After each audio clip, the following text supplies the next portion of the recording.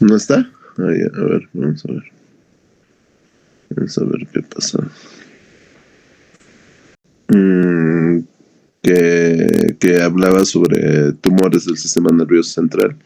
Me parece un tema muy importante porque generalmente son pacientes que ingresan por emergencia y seguro ustedes cuando sean internos se van a chocar con muchos de estos casos. Y obviamente como ya han llevado el curso va a recordar lo que vamos a los tópicos que son fundamentales que ustedes aprendan y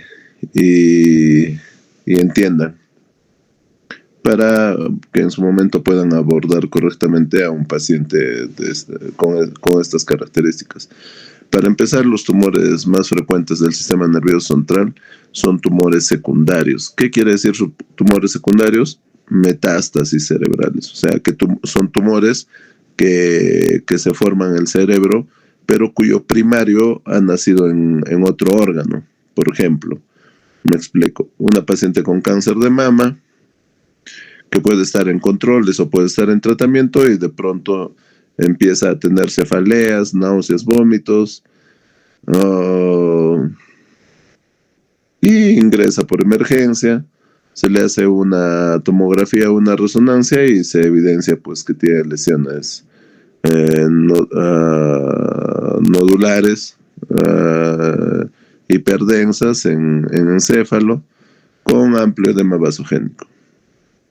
¿Entienden? Entonces, la mayor parte de tumores del sistema nervioso central son tumores secundarios.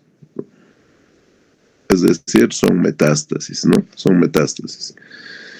Esos son los puntos que vamos a tocar ahora. Una breve introducción. Vamos a ver algo de epidemiología. Las manifestaciones clínicas, que como ustedes entenderán va a depender mucho de la localización de las metástasis. ¿Cuál es el gold estándar para el diagnóstico de este tipo de pacientes? El manejo quirúrgico, radioterapia, quimioterapia. Entonces, las metástasis o las lesiones secundarias son los tumores intracraneales más frecuentes. Son, obviamente, el hecho que un paciente tenga lesiones nodulares en el encéfalo quiere decir que la enfermedad ya es sistémica, pues ha salido del órgano donde ha nacido y se ha diseminado. Entonces, una neoplasia sistémica, ¿no? En un 10 a 30% de los pacientes con alguna neoplasia, en el caso de los adultos, puede desarrollar metástasis y en el caso de los niños un 6 a 10%. Y obviamente cuando se presenta el pronóstico es pobre, pues, ¿no?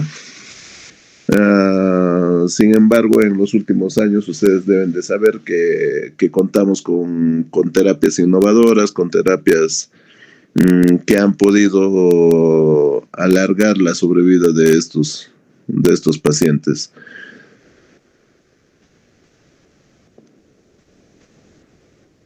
En cuanto a algunos datos epidemiológicos, en Estados Unidos, esto ya en el 2010, hubo entre 60,000 a 70,000 casos de pacientes con metástasis cerebrales, ¿no?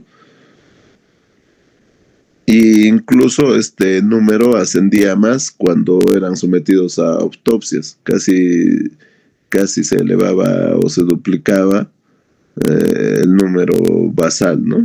Llegaba hasta casi 170,000 nuevos casos al año. Y la edad promedio en la presentación de estas metástasis es entre los 55 y 65 años.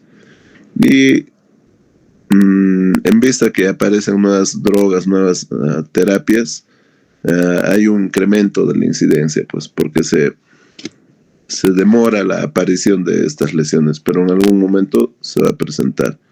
Si es que la enfermedad es sistémica, ¿no? Estamos hablando de estadios clínicos 4. ¿Cuál es el cáncer que más metástasis cerebrales produce? a la cabeza el cáncer de pulmón. Esto no ha variado, más o menos es responsable del 20% de lesiones encefálicas. En segundo lugar, melanoma. Melanoma es bastante agresivo. Riñón, mama, casi equiparables estos tres tipos de tumores. Colorectal es muy poco frecuente y a veces se presentan, los pacientes debutan con lesiones en el encéfalo, sin muchas veces conocer el primario. Pero como ustedes pueden ver en este estudio ya antiguo, el cáncer que más metástasis en encéfalo produce es pulmón. Lo mismo, ¿no? Esto es, son datos de algunos estudios ya antiguos, donde, fíjense, pulmón es el cáncer que más metástasis cerebrales produce, sobre todo el de no células pequeñas, ¿no? ¿Y cómo es que se produce esta migración de células desde tumores, desde el tumor primario que está localizado en otro órgano? La diseminación es por diseminación hematológica, chicos, es por diseminación hematológica. En rojo podemos ver cómo las células tumorales empiezan a migrar, ¿no? Empiezan a migrar. Hay un incremento en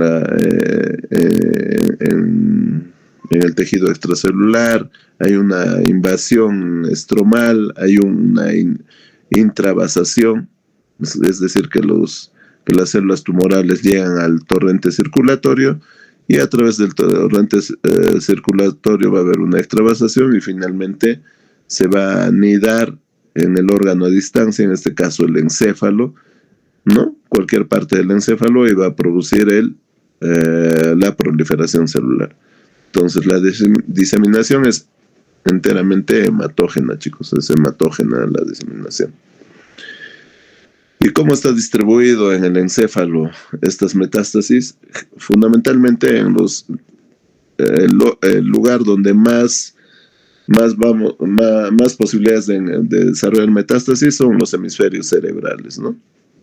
El 80%, entre la sustancia blanca y la sustancia gris, ¿no? En el cerebelo un 15% y en el tronco encefálico es menos frecuente, un 5%. Casi la mayor parte de las metástasis van a estar localizadas en los encéfalos, en los hemisferios cerebrales. En cuanto a las manifestaciones clínicas, la manifestación clínica típica es la cefalea. 40-50% de los pacientes tiene el típico dolor de cabeza por la mañana, ¿no? Hay una disfunción neurológica focal que se puede presentar en un 20-40% de los pacientes, ¿no? La hemiparesia muchas veces es común y obviamente está en función al tamaño de la lesión y también se puede encontrar una disfunción cognitiva en un 30-35%. Los pacientes pueden debutar con convulsiones en un 10-20% y incluso pueden presentar sangrados, ¿no? En un 5-10%. Entonces, la cefalea es una manifestación clínica frecuente. Es una cefalea que se exacerba con las maniobras de Valsalva, es decir, el paciente al toser o al pujar o al agacharse para amarrarse los zapatos, se intensifica esta cefalea, y esto es porque se produce dichas maniobras producen un incremento de la presión intracraneana, y como ya de por medio ya tiene un edema vasogénico amplio el paciente, obviamente esta presión se incrementa y la cefalea se hace más intensa. Y obviamente acá ustedes pueden ver a la paciente con hemiparesia, ¿no? Y ustedes se dan cuenta desde que ingresa al consultorio, ¿no? Porque entra arrastrando los pies y la mano, ¿no? Y no hay control sobre la mano. Le hacemos la evaluación de la fuerza muscular y obviamente está disminuida, ¿no? Los miembros no vencen, no tienen la fuerza necesaria para vencer la gravedad incluso. ¿no? Problemas cognitivos o mentales, en este estudio 34, en un 34%, cefalea 31%, ¿no? Convulsiones, náuseas, papiledema, etcétera. Entonces, eh, hay una clasificación de las metástasis cerebrales según el tipo de presentación. Metacrónicas es cuando primero se forma el primario y posteriormente se va a producir la metástasis. Sincrónica es cuando al mismo tiempo el paciente le hemos identificado al primario y al momento de hacer el scan del estadiaje, la tomografía de estadiaje, evidenciamos que también tiene lesiones lamentablemente en encéfalo, ¿no? Y precoz es cuando el paciente tiene lesiones en el encéfalo, pero al parecer no tiene identificado incluso el primario. Entonces tenemos que hacer un estudio de esas lesiones del encéfalo. Y estos casos a veces son complicados porque muchas veces no se llega a un diagnóstico definitivo. Entonces el diagnóstico diferencial, solo tienen que recordar un poco que hay procesos infecciosos que pueden similar lesiones nodulares, ¿no? O calcificación, o incluso la cisticercosis, que se manifiesta como lesiones hiperdensas, podría ser parte de este diagnóstico diferencial. Los tumores primarios cerebrales, ¿no? Ustedes también vamos a revisar parte de esto. Existen tumores ¿por qué se llama primarios cerebrales? Porque primario está en relación a que ese tumor sea originado en el encéfalo, ya sea en los hemisferios cerebrales, ya sea en el cerebelo, etcétera. Pero se ha originado en el encéfalo. Eso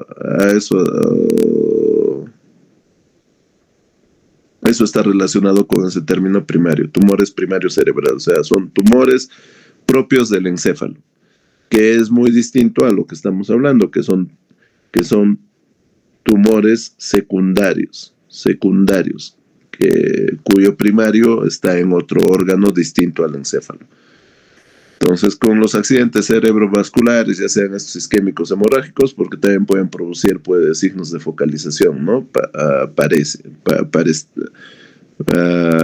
Parecias o incluso plejías, ¿no? Desmielinización. Acuérdense que los ancianos, a veces por la deficiencia de la vitamina B12, tienden a hacer desmielinización, ¿no? Y pueden hacer síntomas neurológicos. Obviamente que el cuadro clínico y todo va a depender también del número y la localización de las metástasis. Es diferente tener una metástasis o dos metástasis que en un hemisferio que está afectando un hemisferio no dominante, ¿no? Que tener 10 lesiones metastásicas que está afectando no solo los hemisferios cerebrales, sino el encéfalo, etcétera. Entonces, el número de metástasis es muy importante, sobre todo para el pronóstico, ¿no? Del paciente.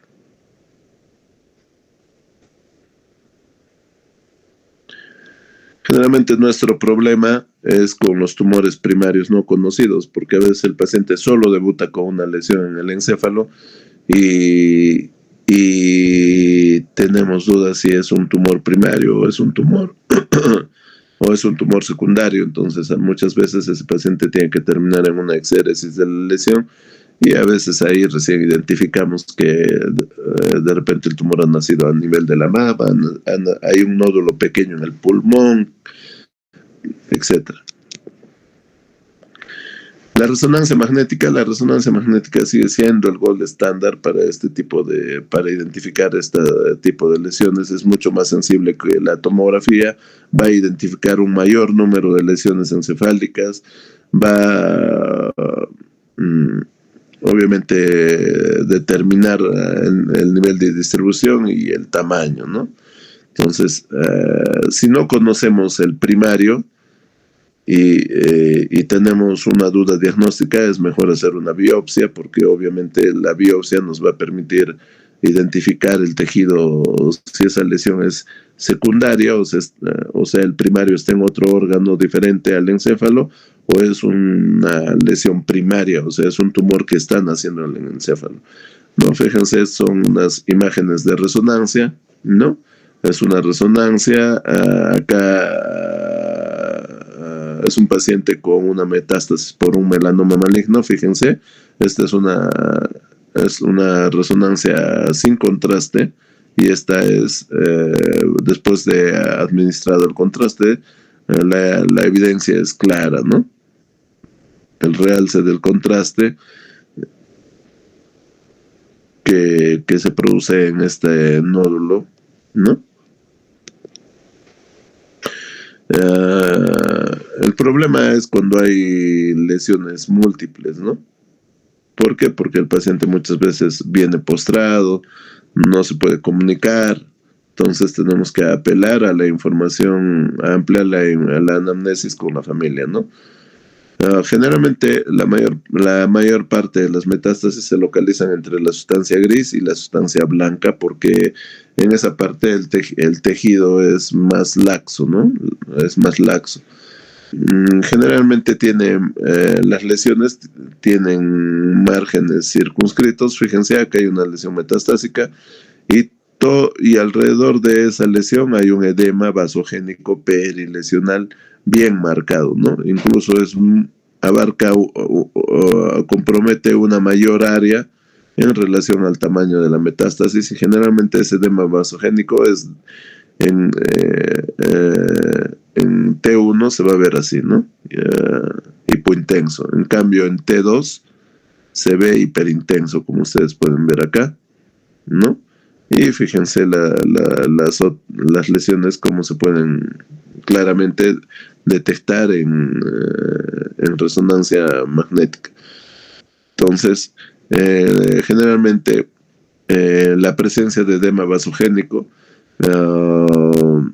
es una característica importante, sobre todo en las lesiones secundarias de encéfalo, ¿no? A diferencia de los tumores primarios de encéfalo, en donde el edema vasogénico no es tan marcado, en este tipo de lesiones secundarias sí el edema es bien marcado. Fíjense el tamaño de la lesión, pero el gran edema perilesional formado alrededor de ¿no?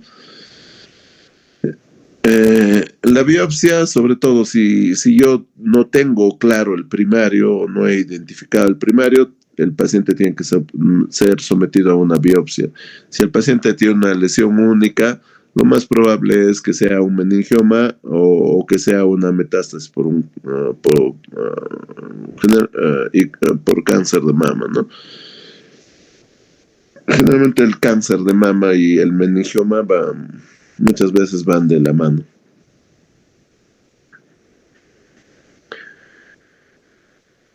Y en casos de presentación precoz, cuando no hemos identificado el primario, ¿no?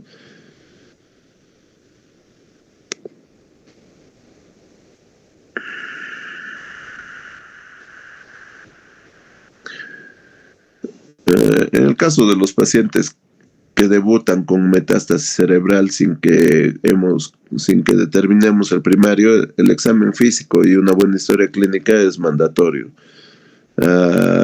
Ya solo realizando una buena anamnesis y un buen examen físico ya tenemos casi resuelta la mayor parte del diagnóstico del paciente. Obviamente en este tipo de pacientes tenemos que apelar a escanear generalmente toda la anatomía con tomografía o ya sea con PET-CT. Fíjense, aparentemente la tomografía no nos dice nada, ¿no? Pero un PET-CT, después de que ya le hemos administrado la sustancia que se llama fluorodesoxiglucosa, nos permite identificar que este paciente tiene un ganglio axilar, por ejemplo, que se puede observar claramente en el PET-CT, ¿no? Y podemos someterlo a una biopsia de ese ganglio y identificamos la lesión en el encéfalo, ¿no? Lo otro importante a saber es que de todos los pacientes con primario no conocido, o sea, que no hemos identificado el primario, o luego de realizar todo este protocolo, historia clínica, radiografía, tomografía y probablemente biopsia, encontramos que el 60% de estos primarios no conocidos están relacionados con cáncer de pulmón. En un 25 a 30% de los casos, lamentablemente no logramos determinar el primario a pesar de la tecnología con la que se cuenta al momento.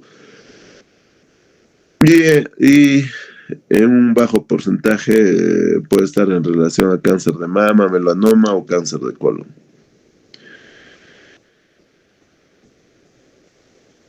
La tomografía más me va a informar sobre más lesiones únicas, ¿no? En cambio, la resonancia, si yo le paso resonancia a ese mismo paciente, voy a encontrar mucho más lesiones. Voy a lograr identificar de mejor manera que de verdad esas lesiones son únicas en un 25 a 30% de los pacientes. Las metástasis de mama, de riñón, de colon generalmente hacen lesiones cerebrales únicas, mientras las de pulmón, melanoma, las lesiones encefálicas son múltiples. Esto no es una generalidad, chicos. No es que mama va a haber una sola lesión y ya siempre va a ser así. No, en medicina nada es absoluto, nada es absoluto. Puede pasar, yo tengo pacientes con cáncer de mama y tienen comprometido ambos hemisferios, ¿no? Pero con mayor frecuencia estos tipos de neoplasias pueden hacer metástasis cerebrales únicas, ¿no? A diferencia de pulmón, que por lo general es múltiple la presentación de metástasis en el encéfalo. Entonces, para el manejo de las metástasis cerebrales, chicos, obviamente son diagnósticos delicados, pues, y es información delicada que hay que brindar a la familia del paciente o a veces al mismo paciente, ¿no? Cuando requiere la información, no se lo podemos negar tampoco, ¿no? Entonces, no es sencillo. Si tenemos que ver que tenemos que hacer un tratamiento específico de las metástasis.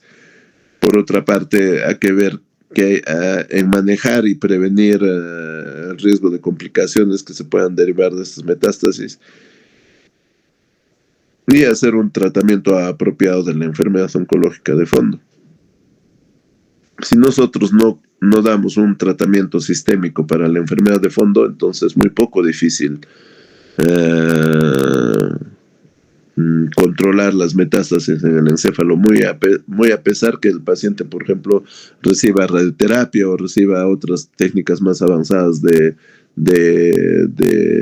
terapia con aceleradores lineales. Incluso ahora hay técnicas que mezclan más avanzadas de radioterapia que se denominan radiocirugía. Entonces, sobre todo en aquellas lesiones donde no va a haber no hay un abordaje quirúrgico que pueda ayudar al paciente, ¿no? Entonces, por un lado, tenemos que darle un tratamiento específico a la misma metástasis, prevenir las complicaciones, sobre todo la hipertensión endocraniana, pues, ¿no? O sea, tenemos que disminuir ese edema vasogénico, porque este edema vasogénico va a producir déficits motores en el paciente probablemente, o puede producir convulsiones, etc. Entonces, dependerá del área del encéfalo que se está afectando, ¿no?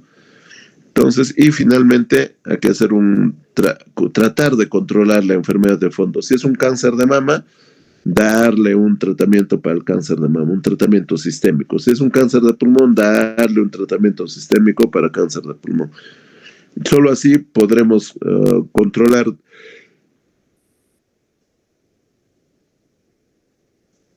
de cierta manera las metástasis cerebrales, ¿no? Entonces, lo otro fundamental es el estado funcional, pues cuán independiente es mi paciente. Mi paciente es autosuficiente, no es autosuficiente. Es fundamental eso, ¿no?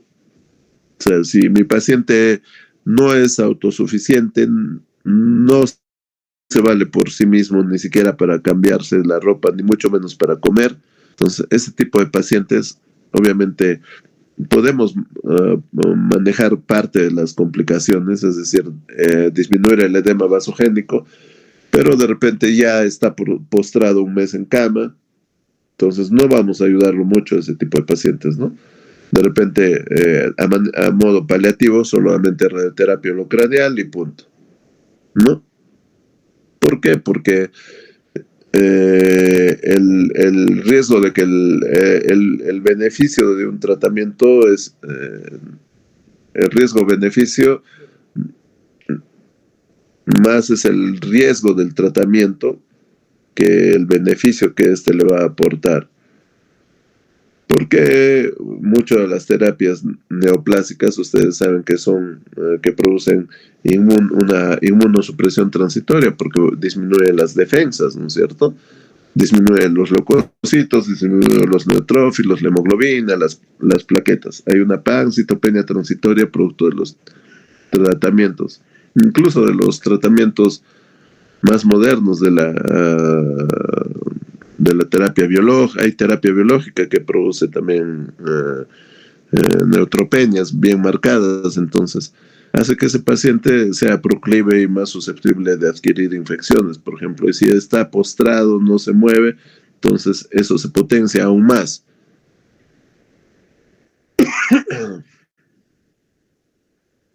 Lo otro importante es preguntarnos, ¿la enfermedad de fondo está controlada? Una paciente ingresa por emergencia, de repente ha presentado convulsiones en su casa, ingresa y ¿tiene alguna enfermedad familiar? Sí, tiene cáncer de mama. ¿Y cuándo ha sido su última quimioterapia? Hace 3 meses. Pero ya no le traemos porque no se moviliza, está postrado. Le sacamos una tomografía y no solo tiene las metástasis cerebrales, pues no, tiene metástasis en pulmón, hígado, o en la misma mama hay una úlcera, una herida, etcétera, o una tumoración. Entonces la enfermedad de fondo no está controlada. La enfermedad de fondo no está controlada. La edad de la paciente es importante, ¿no? Es diferente una paciente joven que tiene una sola metástasis en el encéfalo, le sacamos la tomografía y el resto del cuerpo está limpio. Entonces, si solo tiene una lesión única, esa paciente podría ir incluso a una cirugía, a una metastasectomía de la lesión encefálica, ¿no? Y es diferente tener una paciente de 85 años con esa lesión encefálica e incluso la enfermedad controlada, ¿no? Es diferente tener. ¿Por qué? Porque obviamente probablemente la adulta mayor, o sea, no sea tributaria de un tratamiento quirúrgico, aún a pesar de tener de repente una lesión metastásica. Y las características del tumor primario son muy importantes. O sea, es diferente un melanoma que un cáncer de colon, ¿no? O un melanoma y que un cáncer de pulmón. Entonces, hay tumores que son mucho más agresivos en relación a otros tumores.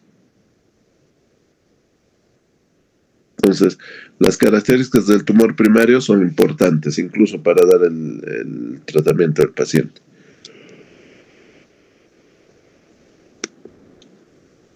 Entonces, ya, esta es todavía una construcción pronóstica ya que tiene bastante tiempo, casi a 30 años, en donde se clasificaba a los pacientes de acuerdo a eso justamente que hemos revisado, ¿no? Y había 3 clases de pacientes. Pacientes de clase 1, clase 2 y clase 3, ¿no? Los de clase 1 son pacientes de algún modo independientes, relativamente jóvenes, con el tumor primario controlado, y que no tienen metástasis a nivel extracraneal, ¿no? Entonces, pacientes tienen una mejor sobrevida que aquellos pacientes que son dependientes, ¿no? Que dependen de todo, hasta para alimentarse. Entonces, esos pacientes tienen una menor sobrevida y obviamente los de clase 2 son intermedios entre los dos anteriores, ¿no? Los que van a tener una mejor sobrevida aún teniendo metástasis cerebrales son los pacientes de clase 1. Pero tampoco la media tampoco es mucha, ¿no? Son, son meses. Entonces, igual, este es el pronóstico de ese mismo grupo de pacientes, fíjense. O sea, los que viven más y se controlan más son los de clase 1, ¿no?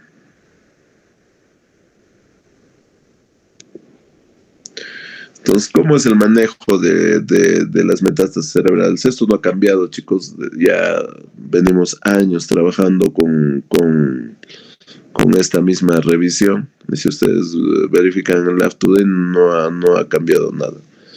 El tratamiento fundamental para disminuir el edema vasogénico peritumoral son los glucocorticoides. Dentro de los glucocorticoides, que obviamente son varios medicamentos, dentro de ellos tenemos dexametasona, prednisona, metilprednisolona, etc.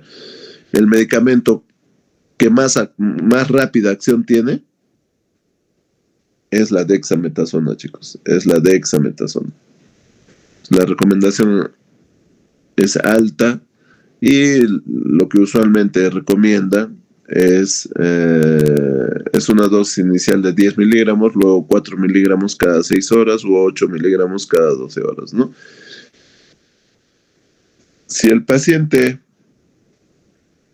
ha sufrido convulsiones, entonces obviamente tenemos que epaminizarlo al paciente, ¿no?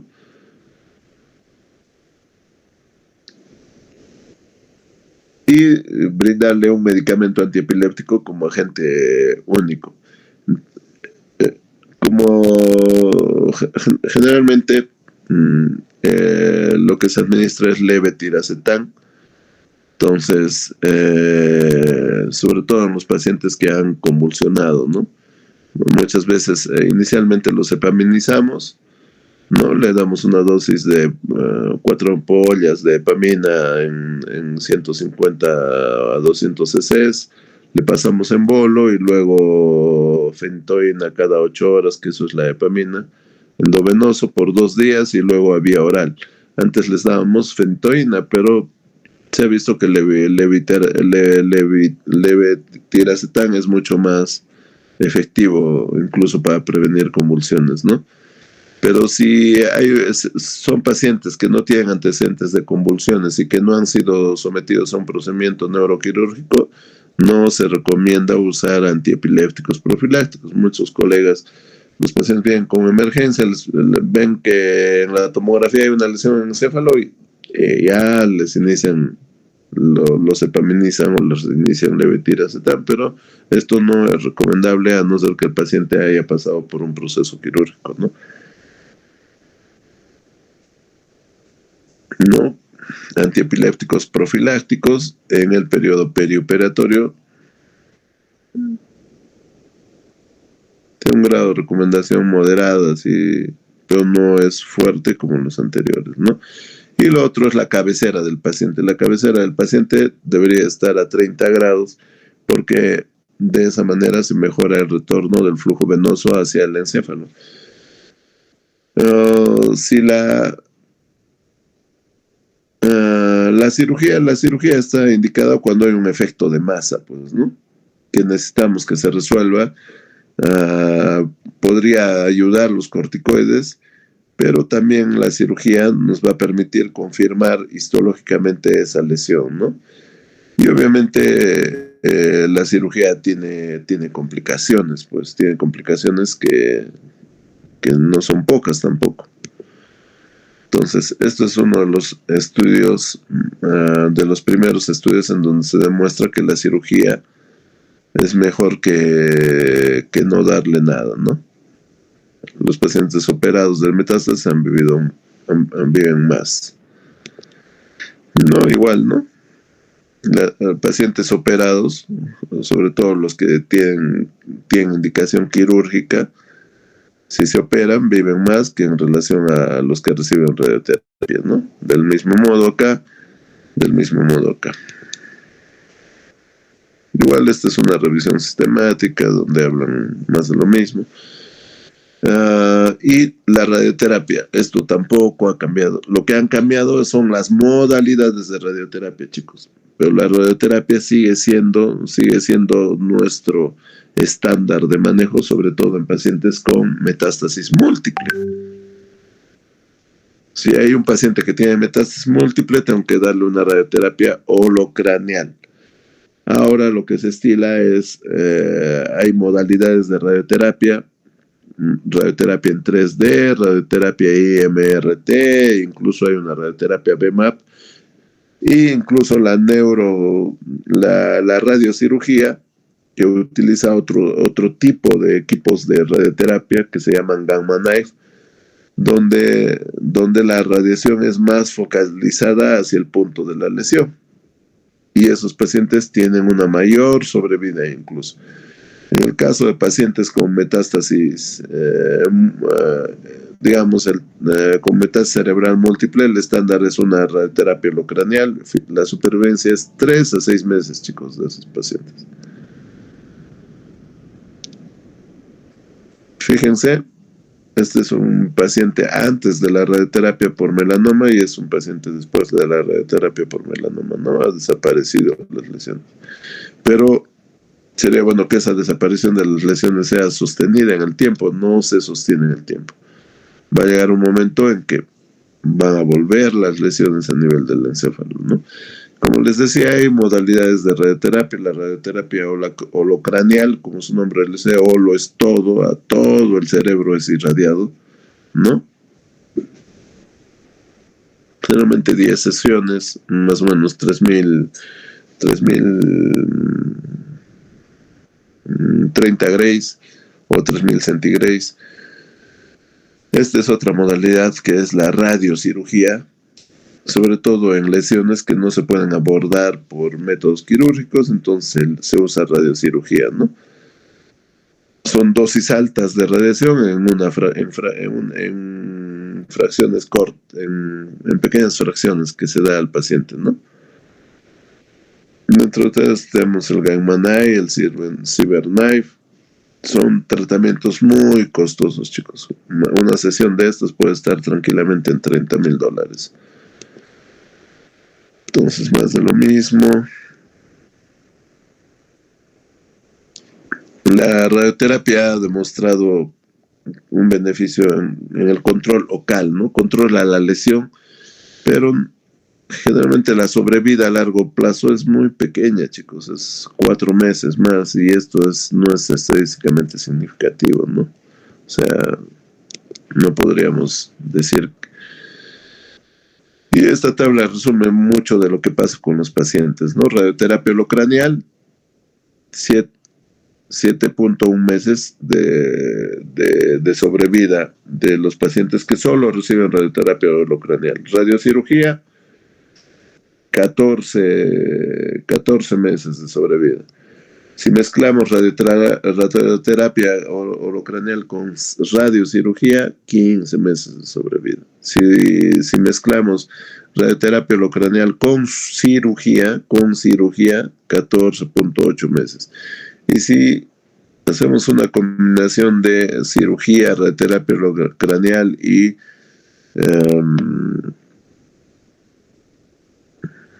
radiocirugía, podemos llegar hasta casi 2 años, ¿no? 21.4 meses. Esto sobre todo en pacientes que tienen lesiones únicas en el encéfalo.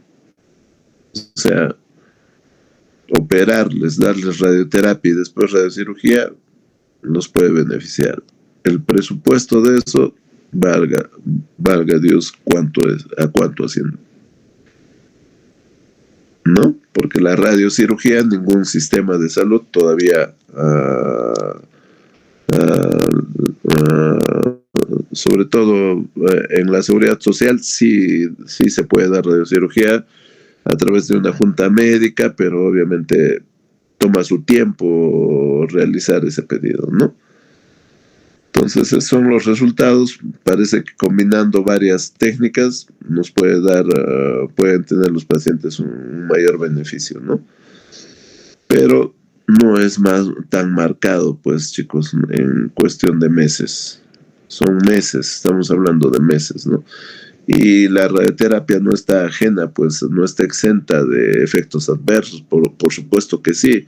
Fíjense, la radioterapia en la primera semana, y lo vemos, ¿no? Cotidianamente ustedes siempre en vuestro entorno familiar, un tío, un pariente cercano, lejano, siempre tiene un cáncer. Entonces, la primera semana, somnolencia, náuseas, vómitos, cefalea, alopecia, reacciones dérmicas, pérdida de la audición. Y hay como una inflamación producto de la radioterapia que incluso parece que empeoraría los déficits focales, ¿no? Los signos de focalización. Más o menos el periodo subagudo, que es de 1 a 6 meses después de la radioterapia, se caracteriza por la desmielinización difusa. Hay dolor de cabeza, fatiga, somnolencia. Y los efectos tardíos que se dan a partir de los 6 meses a más. Incluso hay pérdida de memoria, hay desmielinización y hay necrosis, ¿no? Entonces, no es poca cosa lo que produce la radioterapia. Fíjense la cantidad de lesiones que tiene este paciente. ¿Y por qué es de elección la resonancia? Porque la resonancia es el gol estándar, sobre todo para evaluar fosa posterior. Fíjense con qué claridad se ve la fosa posterior. Cuando los pacientes tienen metástasis múltiple, el pronóstico es pobre, chicos. Si solamente le daríamos corticoides, el paciente tiene una vida de 1 mes, o solo soporte 1 mes, con corticoides 2 meses, y le damos radioterapia de 3 a 6 meses. Entonces, el beneficio de los tratamientos es pobre también, chicos, es pobre.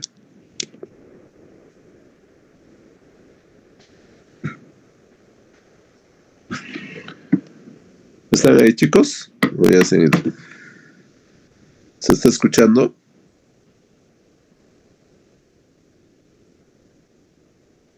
Sí, ¿Entienden? Chicos, ¿están entendiendo lo que estamos hablando, chicos? Fíjense en esta resonancia. El edema vasogénico, ¿no? Acá hay un edema vasogénico y fíjense estas lesiones miren esta lesión de acá tan incipiente, pero ya se puede ver en la resonancia. Por eso la resonancia es el gol estándar, porque probablemente estas lesiones tan pequeñas no se pueda ver en tomografía y solo me parezca esta lesión grande en tomografía, pero incluso yo con tomografía, si es una lesión única, podría plantear, y muchas veces nos ha pasado, le puedo plantear una opción quirúrgica, porque como ustedes han visto, el operar, el que reciba radioterapia, incluso radiocirugía, como que prolonga la vida del paciente un poco más, y obviamente nadie quiere ver morir a su familiar y hace todo lo posible, ¿no? Por prolongarle la vida. Pero si en tomografía lo que nos parecía una sola lesión, fíjense en resonancia, ¿cuántas lesiones hay? ¿No? Entonces, de ninguna manera, este paciente que inicialmente con tomografía era, entre comillas, quirúrgico, después de la resonancia, obviamente no es tributario de tratamiento quirúrgico, pues porque imagínense a quién se le ocurriría operar a este paciente, ¿no? Entonces,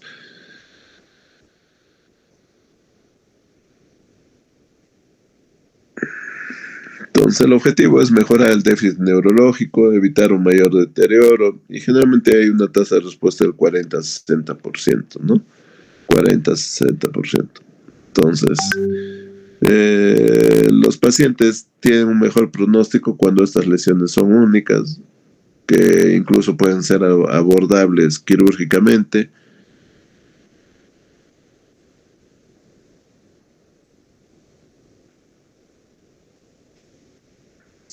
Y justamente la radiocirugía o la cirugía estereotáxica se utiliza pues en zonas inaccesibles para una cirugía convencional, ¿no? Entonces tiene una mejor tasa de control, etcétera.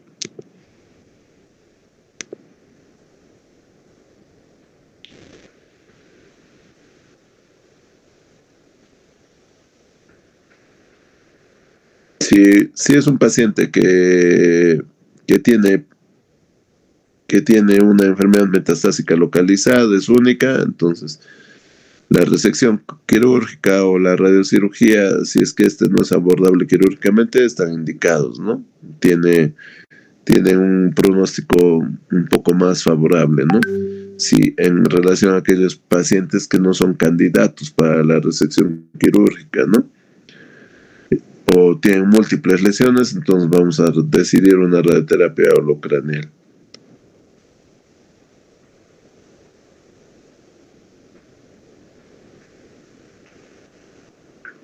Generalmente después de ser operados o después de recibir radiocirugía, se sugiere radioterapia holocraneal para disminuir el riesgo de recidiva local, ¿no? ¿Y en qué casos no vamos a operar ni vamos a dar radioterapia? En casos de metástasis al encéfalo por tumores de células germinales, cáncer de testículo, por ejemplo.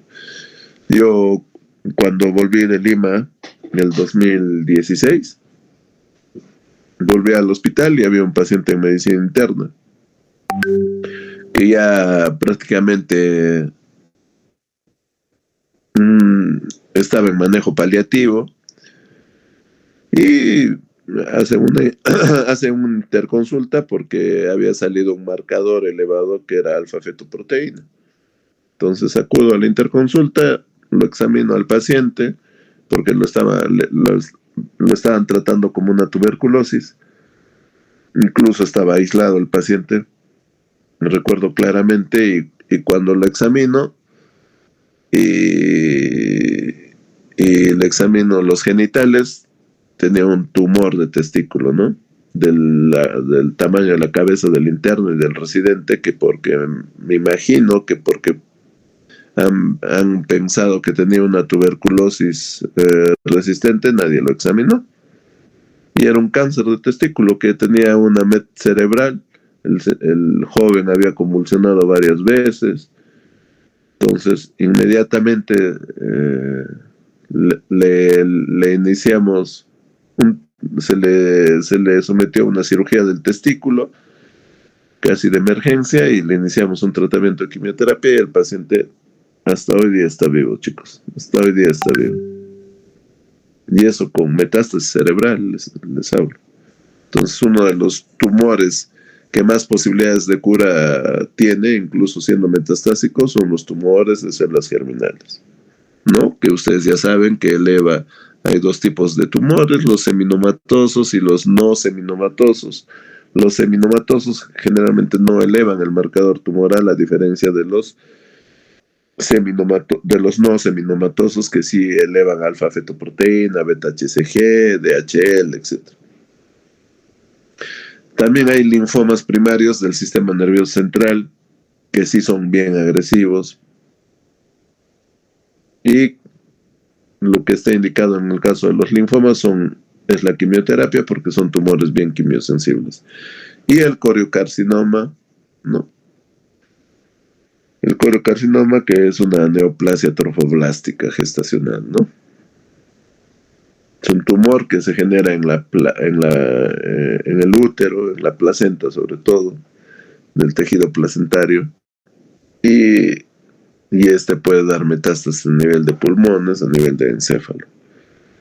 Entonces, ante la sospecha de una metástasis encefálica, obviamente por la clínica, porque el paciente va a venir a la emergencia refiriendo dolor, náuseas y vómitos explosivos, ¿no?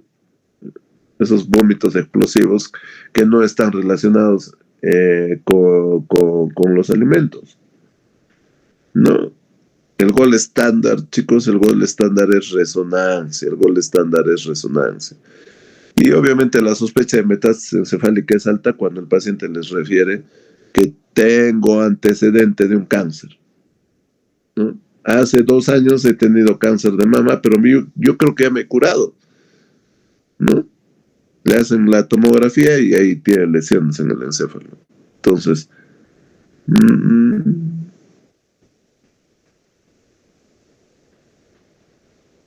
si ya tiene ese antecedente neoplásico, obviamente mi sospecha va a ser más alta cuando haya lesiones en el encéfalo, ¿no? Entonces, el problema es cuando no tenemos un primario y no sabemos si ese tumor que está en la cabeza ha nacido en el encéfalo o es un tumor secundario de una metástasis de algún punto. A veces las lesiones en otros órganos primarios pueden ser tan pequeñas, pero son tan agresivas que han producido enfermedad en el encéfalo. Entonces, ante la duda diagnóstica, a veces es mejor biopsiar, ¿no? Le hacemos tomografía, confirmamos, y le hacemos una tomografía, vemos que el cáncer está diseminado, entonces, radioterapia holocraneal, ¿no? Lo que decía, 3000 centigrays.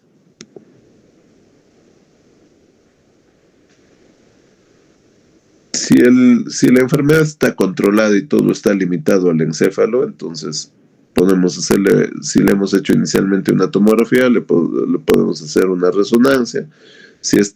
Hay 2 posibilidades, que con la resonancia salga que tiene metástasis múltiples, o sea, o tenga metástasis única, ¿no?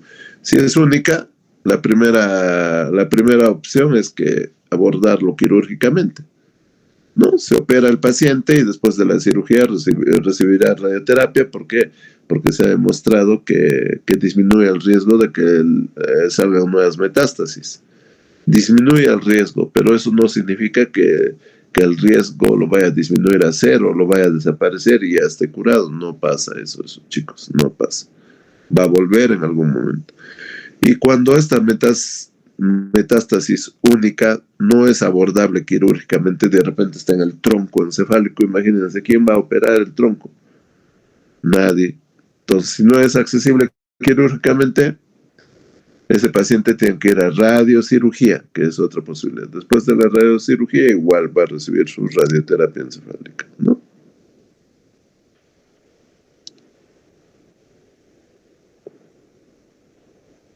En el caso de las metástasis múltiples, o sea, ya el pronóstico es un poco malo, chicos. Es imposible casi abordar una cirugía. A veces cuando son menos de 3 lesiones sí le podemos dar radiocirugía o una radioterapia holocraneal, ¿no?